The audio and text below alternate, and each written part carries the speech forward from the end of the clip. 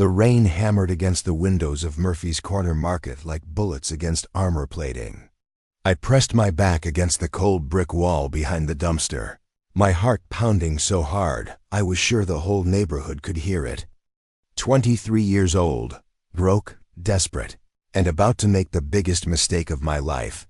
Before we jump back in, tell us where you're tuning in from, and if this story touches you, make sure you're subscribed, because tomorrow I've saved something extra special for you. My name is Tommy Riggs, and I need you to understand something right from the start. I wasn't born a criminal. 3 months ago, I was installing solar panels and paying my rent on time.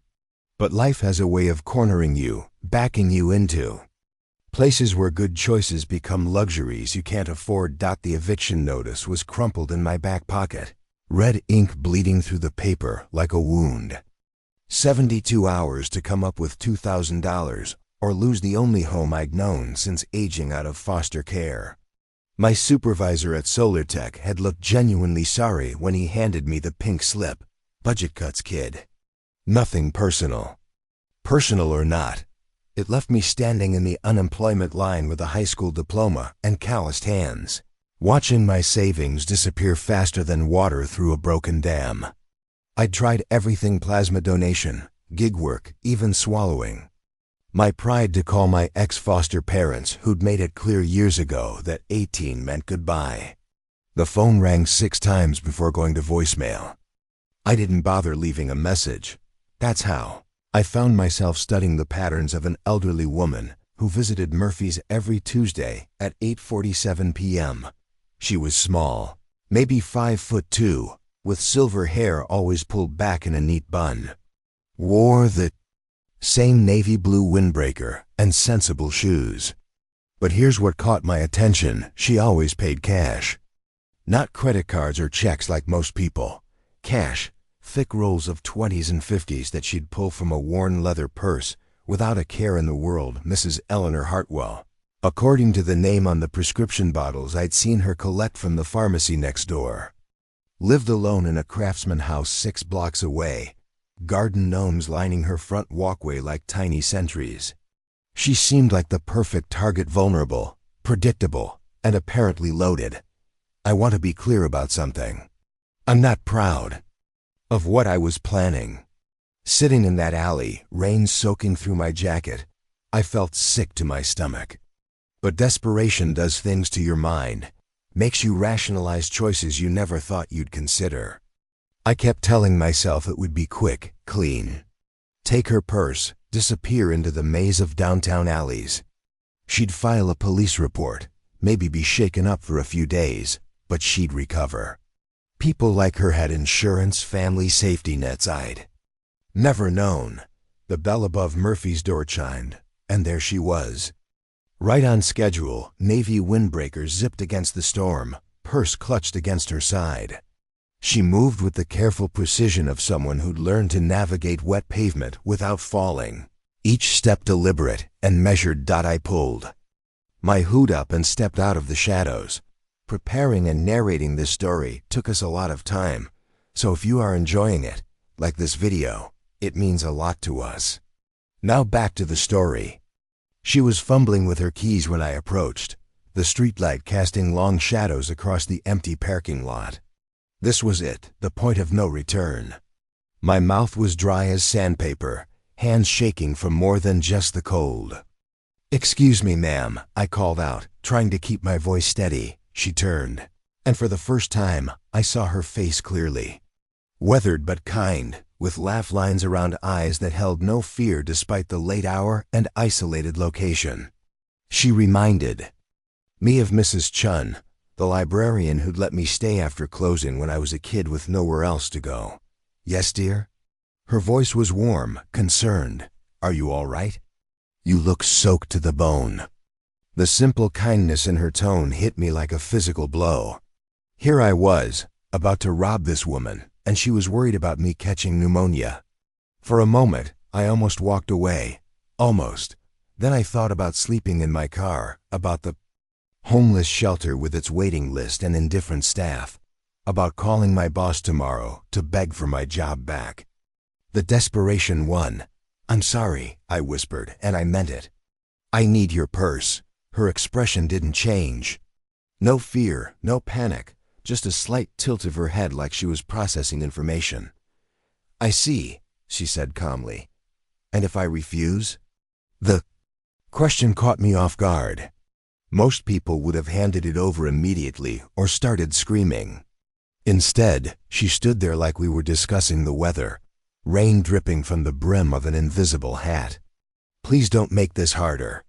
"Then it has to be," I said, hating how pathetic I sounded. "I don't want to hurt anyone." She nodded thoughtfully, as if my reluctance to cause harm was somehow meaningful. Then, to my complete shock, she smiled. "You know, Tommy, yes, I know your name. You've been watching me for 3 weeks now. Every Tuesday, same time, same routine. You're not very good at surveillance." My blood turned to ice water. She knew. She'd known all along, and she'd still come here, still followed her routine. "Why, the question is," she continued, setting her purse down on the hood of her ancient Honda Civic, "do you want to take my money, or do you want to earn it?" I stared at her, confusion replacing the adrenaline that had been driving me forward. "What? You heard me." She unzipped her windbreaker. And that's when I saw it, a small tattoo on her forearm, partially hidden by her sleeve. Military insignia, though I couldn't make out the details in the dim light. "I've been watching you two, son. Watching you struggle, watching you fight with yourself over this decision. You want to know what I see?" I couldn't speak, couldn't move. This wasn't how robberies were supposed to go. "I see a young man who's been backed into a corner, making choices he doesn't want to make. I see someone who says please and I'm sorry while trying to commit a crime. That tells me everything I need to know about your character." She reached into her purse slowly, deliberately, and pulled out a business card. "Eleanor Hartwell, private security consultant. I've been looking for someone with your particular combination of desperation and conscience." The card was heavy stock, embossed lettering, professional, real. "What are you talking about?" I managed to croak. Job, Tommy, a real job. One that might actually use those observation skills you've been developing, plus that military training I saw you practicing in the park last month." My heart nearly stopped. She'd been watching me that closely? The calisthenics routine I'd learned from YouTube videos, pretending I was something more than a high school dropout with no future? "I was never in the military," I admitted. "No, but you should have been. Good instincts, decent physical conditioning, attention to detail. With the right training, you could be very useful in my line of work." Thunder rolled overhead, and I realized I was standing in the rain having the most surreal conversation of my life with a woman I'd been planning to rob. "Why?" I asked. "Why help me? You don't even know me." Her expression softened, and for a moment, she looked every one of her 70-something years. "Because someone helped me once, when I was young and stupid and making all the wrong choices for what felt like the right reasons. Because I believe in second chances, and because I need someone I can trust." She picked up her purse and slung it over her shoulder, business card still extended toward me. "But here's the thing, Tommy. This offer has an expiration date. Take the card, come to my house tomorrow morning at 9 sharp, and we'll discuss terms. Or try to take my purse right now and see what happens." Her smile turned sharp, predatory. "Your choice." The rain was letting up, but I was still shivering. Not from cold anymore, but from the realization that nothing about this situation was what it seemed. This elderly woman standing in front of me radiated a confidence that had nothing to do with age or frailty. She'd turned the tables on me so completely I was dizzy trying to follow the conversation. I reached out and took the card. "Smart choice," she said, nodding approvingly. 9 a.m. sharp. Don't be late." She climbed into her Honda and drove away, leaving me standing in the empty parking lot with a business card and more questions than answers. I looked down at the embossed lettering, then at my own reflection in the store window soaked, desperate. But somehow lighter than I'd felt in months. What the hell had just happened? I walked back to my car, mind racing. Eleanor Hartwell, private security consultant. The address was in Georgetown, the old money part of town where houses had names instead of numbers. What kind of security work could a 70-year-old woman possibly be involved in? And why would she want to hire someone who just tried to rob her? But the biggest question, the one that kept me awake that night, despite my exhaustion, was simpler. What had she meant by "see what happens" if I'd tried to take her purse? Something told me I really didn't want to find out. As I pulled into the parking lot of my apartment complex, soon to be former apartment complex, I made a decision. Tomorrow morning, 9 a.m. sharp, I'd find out exactly who Eleanor Hartwell really was. And maybe, just maybe, discover who I could become. The rain had stopped, but my life was about to change in ways I couldn't possibly imagine. I didn't sleep that night. How could I? Every time I closed my eyes, I saw Eleanor Hartwell's face, calm, knowing, dangerous in a way that had nothing to do with her age. By dawn, I'd convinced myself the whole thing had been some kind of fever. Dream brought on by desperation and too much instant ramen. But the business card was real enough. Sitting on my nightstand like a ticket to somewhere I wasn't sure I wanted to go. At 8:45 a.m., I stood outside 1247 Magnolia Lane, staring at a house that belonged in a magazine spread about Southern charm. White columns, wraparound porch, gardens that probably required a full-time staff. This wasn't the home of someone who needed to carry cash because she couldn't figure out credit cards. This was old money, serious money. I almost turned around 3 times before forcing myself up the front steps. Eleanor answered the door before I could knock, dressed in khakis and a polo shirt that somehow looked military crisp despite the casual style. No navy windbreaker, no sensible shoes. This version of her moved with a fluidity that made last night's careful elderly shuffle seem like an elaborate performance. "Right on time," she said, stepping aside to let me enter. "I appreciate punctuality." The interior was a museum of contradictions. Antique furniture and oil paintings shared space with high-tech security monitors and what looked suspiciously like tactical equipment. A grandfather clock ticked in one corner while computer screens hummed quietly in another. "Coffee?" she asked, leading me toward a kitchen that was somehow both homey and professional. Commercial-grade appliances, knife block that would make a chef weep, but also cookie jars and flower print dish towels. "Mrs. Hartwell, Eleanor, and yes, you have questions. Sit." I sat at a kitchen table that could have seated 12, accepting a mug of coffee that was stronger than anything I'd ever tasted. Eleanor settled across from me, her movements economical and precise. "Let's start with the obvious," she said. "You want to know why I helped you instead of calling the police?" "Among other things, yeah." She smiled, and for the first time since this whole surreal experience began, it reached her eyes. "Because 35 years ago, I was you. Different circumstances, same desperation. Someone gave me a chance when I didn't deserve one. Changed the entire trajectory of my life." I sipped the coffee, buying time to process. What kind of circumstances? The kind where a 19-year-old girl with a baby and no prospects makes choices she's not proud of. Eleanor's voice carried the weight of old regrets.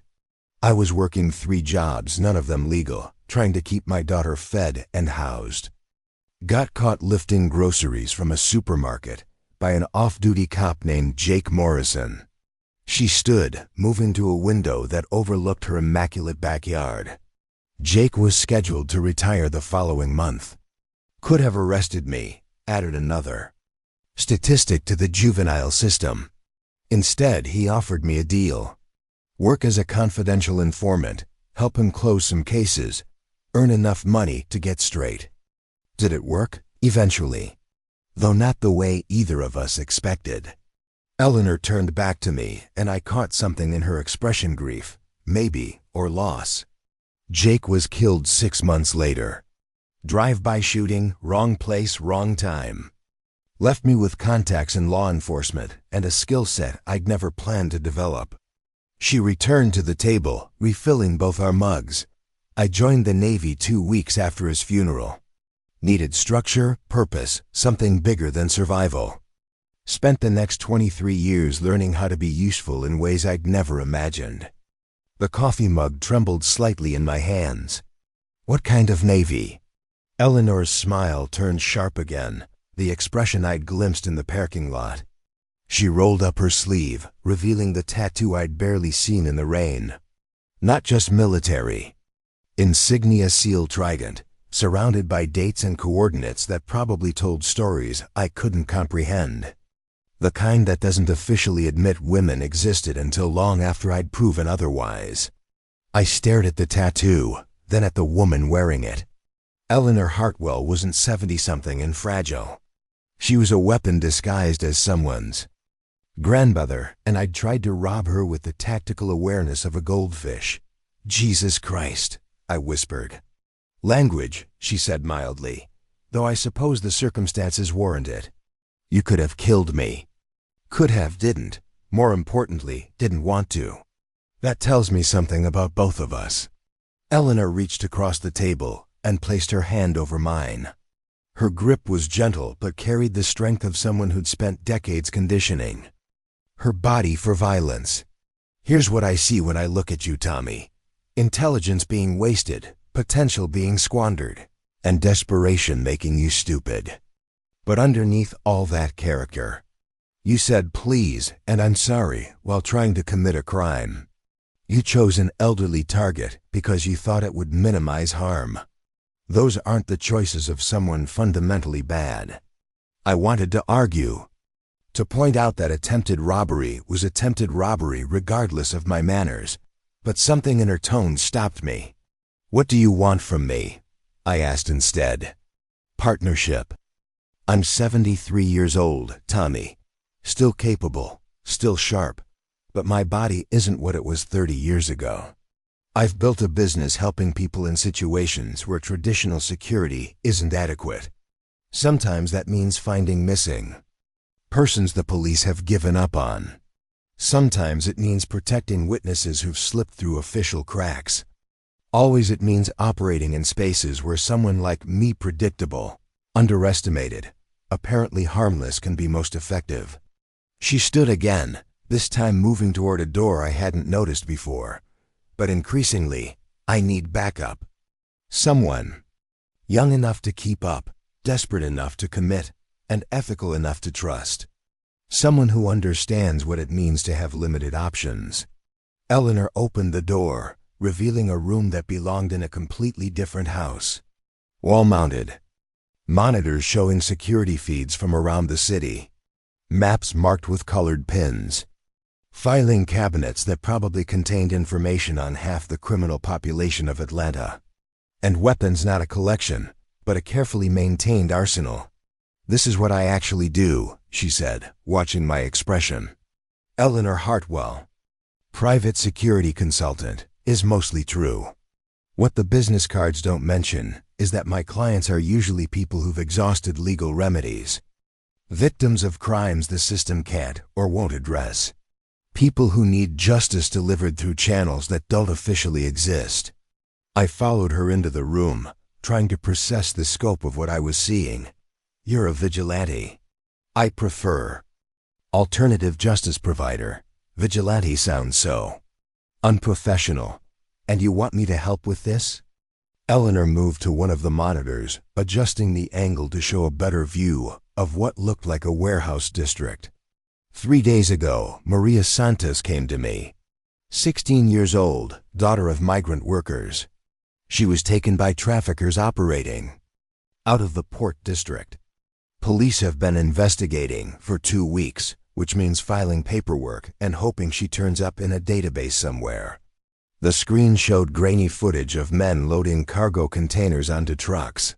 Even from the poor quality image, I could see they were being careful to avoid security cameras. Maria's being held in a facility that processes about 20 girls a month, Eleanor continued. Ships them to buyers across the southeast. Police know about it, but jurisdictional issues and bureaucratic complications mean any official rescue attempt is still weeks away. She turned to face me, and I saw something in her expression that transcended age or gender, pure, controlled fury. Maria doesn't have weeks. None of those girls do. Which means someone needs to go in there tonight and create the kind of complication that forces immediate action. Tonight, the warehouse operates on a 72-hour cycle. Tomorrow, Maria and 6 other girls get loaded onto a truck headed for Jacksonville. After that, finding them becomes exponentially more difficult. Eleanor moved to a cabinet, withdrawing tactical gear that looked military grade. I can handle the electronic security systems and provide overwatch, but I need someone young enough to move fast, smart enough to adapt when plans change, and motivated enough to do whatever it takes to save those girls. I stared at the equipment, at the monitors, at this elderly woman who'd somehow become the most dangerous person I'd ever met. Why me? You could hire professionals, ex-military, people with actual experience. Because professionals have reputations to maintain, connections to protect, careers to consider. You have none of those things. You're desperate enough to take risks others wouldn't, invisible enough to get close without raising suspicion, and most importantly, she met my eyes. Directly. You tried to rob me because you were afraid of being homeless, not because you wanted easy money.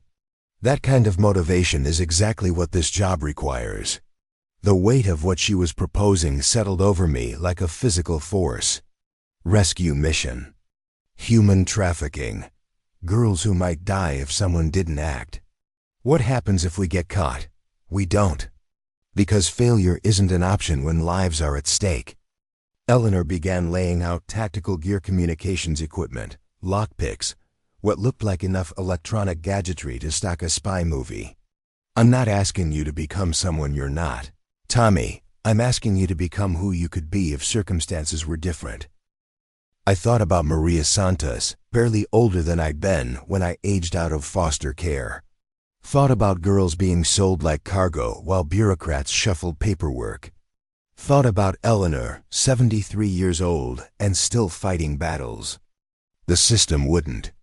If we do this, I said slowly, if we save those girls, what happens after? After you have a choice. Walk away with enough money to get back on your feet, no questions asked. Or stay, learn, become part of something that matters. There's more work than I can handle alone, Tommy. More people who need help than this system can provide. She handed me a tactical vest, sized perfectly for my frame. But first, we get Maria Santos home to her family. I looked at the gear, at the monitors showing the warehouse where girls were being held prisoner, at Eleanor Hartwell, Navy SEAL, private investigator, guardian angel in disguise. How long do we have to plan? Eleanor's smile was predatory and proud. 6 hours. Hope. You're a fast learner. 6 hours later, the warehouse district looked like the end of the world. Broken streetlights, abandoned buildings, silence broken only by distant traffic and the occasional train horn. Eleanor and I crouched behind a shipping container, watching the target facility through night vision binoculars. She'd been right about my learning curve. 6 hours of intensive training had covered more tactical knowledge than I'd absorbed in my entire life. Lock-picking, silent movement, basic combat techniques, equipment operation. My head buzzed with information while my hands shook from adrenaline. Remember, Eleanor whispered through our communications headsets, you're not a commando. You're a ghost. Get in, find the girls, create enough chaos to trigger emergency response protocols. Get out. I'll handle the technical aspects. The facility was a converted shipping warehouse, 3 stories of concrete and steel surrounded by razor wire and security cameras. Eleanor had already looped the camera feeds and disabled the perimeter alarms. The hard part was inside armed guards, locked doors, and somewhere in that maze, 7 terrified girls waiting for rescue. Electronic locks on the main entrance are disabled, Eleanor's voice crackled in my ear. Guards change shift in 90 seconds. Move. I sprinted across open ground, staying low and fast like she'd taught me. The main door yielded to my lockpicks, another skill I'd never imagined needing, and I slipped inside. The warehouse was darker than I'd expected. Emergency lighting casting weird shadows through a space filled with shipping containers and industrial equipment. I could hear voices from the upper levels, Spanish and English mixed together in conversations. I was glad I couldn't understand completely. Following the layout Eleanor had provided, I moved toward the north corner where thermal imaging suggested the girls were being held. Every step felt impossibly loud despite the soft-soled boots Eleanor had provided. I found them on the second floor, locked in what had once been an office space. 7 girls, ages that might have ranged from 14 to 20, huddled together on thin mattresses. They looked up when I appeared in the doorway, fear and desperate hope warring in their expressions. "Maria Santos?" I whispered. A girl near the back nodded, tears starting to flow. "Eres Policia?" "Better," I said, hoping my high school Spanish was adequate. "Rescue." I moved quickly, using the electronic lockpick Eleanor had given me to open their prison. "Stay quiet, stay together, follow me exactly," I said in English and broken Spanish. That's when everything went wrong. Footsteps in the hallway. Voices calling out in alarm. Someone had discovered the breach. "Change of plans," Eleanor's voice cut through my earpiece. "Stealth is blown. Get the girls to the loading dock, south exit." "I'm calling in cavalry." Cavalry turned out to be half. The Atlanta Police Department, state investigators, and federal agents who'd apparently been coordinating a parallel operation. Eleanor's alternative justice work, it seemed, occasionally aligned with official law enforcement when circumstances warranted. The next 20 minutes were chaos gunfire, shouting, girls crying as I guided them through back corridors toward safety. By the time we reached the loading dock, police sirens filled the night and tactical teams were flooding the building. Maria Santos hugged me as we waited for paramedics, whispering, "Gracias," over and over while tears streamed down both our faces. 3 weeks later, I signed the lease on a small apartment in Eleanor's neighborhood, using money she'd paid me for what she called operational assistance. The trafficking ring had been completely dismantled, 17 girls rescued total, dozens of arrests made. The newspapers called it a successful joint operation between local and federal agencies. Eleanor's name appeared nowhere in the coverage. "That's how this works," she explained over coffee in her kitchen. "We create opportunities for the system to succeed. Take credit when it serves the mission, disappear when it doesn't." I'd made my choice. No more unemployment lines, no more eviction notices, no more desperation driving me toward choices I couldn't live with. Eleanor Hartwell had offered me a partnership, and I'd accepted. "First rule," she said, handing me a new business card with my name embossed below hers. "We don't create victims, we protect them. Second rule, everyone deserves a second chance. Sometimes they just need help finding it." I thought about Tommy Riggs, 23-year-old would-be criminal, standing in a parking lot trying to rob. The wrong grandma. That person felt like someone I'd known years ago instead of weeks. "What's the third rule?" I asked. Eleanor smiled, the expression carrying decades of hard-won wisdom and recent satisfaction. "Never underestimate someone based on what they appear to be. You'd be amazed what people are capable of when circumstances require it." Outside her window, Atlanta hummed with its usual chaos, millions of people living their lives, facing their own desperate moments, making choices between survival and morality. Somewhere in that urban maze, other Maria Santos waited for rescue. Other Tommy Riggs stood at crossroads that would define their futures. And somewhere in Georgetown, A 73-year-old Navy SEAL and her newly minted partner prepared for whatever mission came next. I'd tried to rob the wrong grandma, and it had saved my life. Sometimes the best mistakes are the ones that show you who you really could become. The end up next. You've got 2 more standout stories right on your screen. If this one hit the mark, you won't want to pass these up. Just click and check them out. And don't forget to like, subscribe, and turn on the notification bell so you don't miss any upload from us.